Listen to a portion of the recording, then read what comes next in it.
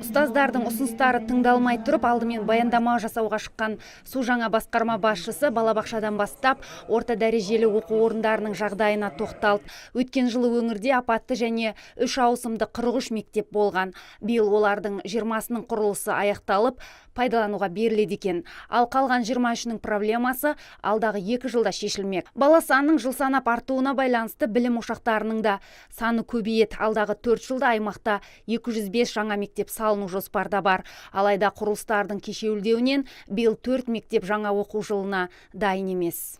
Бүгінгі күні Түлкібас ауданында 1, Сарыағаш ауданында 3 мектептің жөндеу жұмыстары аудан әкімдерінің мемлекеттік сатып алу конкурстарының кеш өтуіне байланысты әлге дейін аяқталмай отыр. Оқу жылы басталуына бір апта қалды. Бұл проблеманы Сарыағаш және Түлкібас аудандарының әкімдері қатаң бақылауға алады деп ойлаймын. Ал балабақшада кезекте тұрған 3 пен 6 жас аралығындағы балалардың саны өткен жылмен салыстырғанда 43 мыңнан 28 мыңға азайыпты. Білім саласының басшылары бұл мәселені бос тұрған зәулім үйлерді жалға алу арқылы шеше бастаған. Алайда әлі де 8 мың орынға қажеттілік бар. Сондай-ақ бірнеше аудандарда инклюзивті білім беру деңгейі төмен, яғни мүмкіндігі шектеулі балалардың толыққанды білім алуына жағдай мүлдем жасалмаған.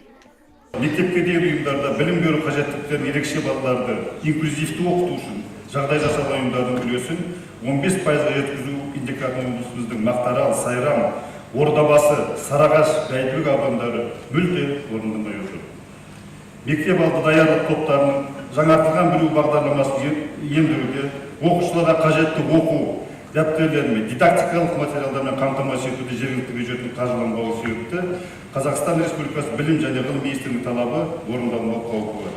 Оқулық білім мектеп формасынан өзге оқушылардың психологиялық проблемасы мамандардың бас ауруына айналып отыр. Былтыр облыста 49 бала өз-өзіне қол жұмсаса, биыл өмірден түңілген 72 оқушы суицидке барған. Мәселені бас ұстаз Біріккен ұлттар ұйымының арнайы құрған бағдарламасын енгізу арқылы шешіп көрмек.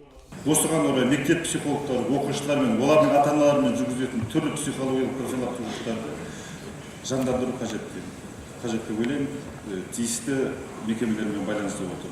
Осы бағыттағы Біріккен ұлттар ұйымдарының балалар қорының қолдауымен Қазақстан Республикасында суицидтер алдын ала жөніндегі жобасында кезең-кезеңмен енгізу үшін барлық аудан қалалар жергілікті бюджеттен қаржыландыру қажет деп ойлаймын. Бұл тек қана Қазақстанға емес, облысқа емес, бүкіл әлемге ортақ мәселе болғандықтан Біріккен ұлттар ұйымында арнайы бағдарлама бар осыған. Соны біз енгізуіміз керек.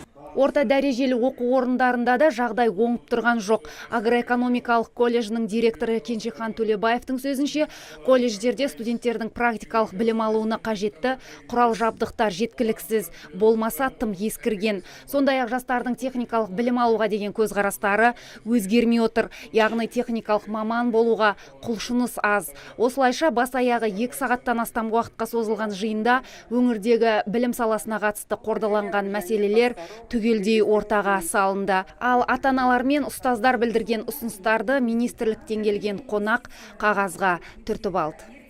Ардақберден, Бахадыр Тәжібаев, Абзал Тұрабек, ТВК.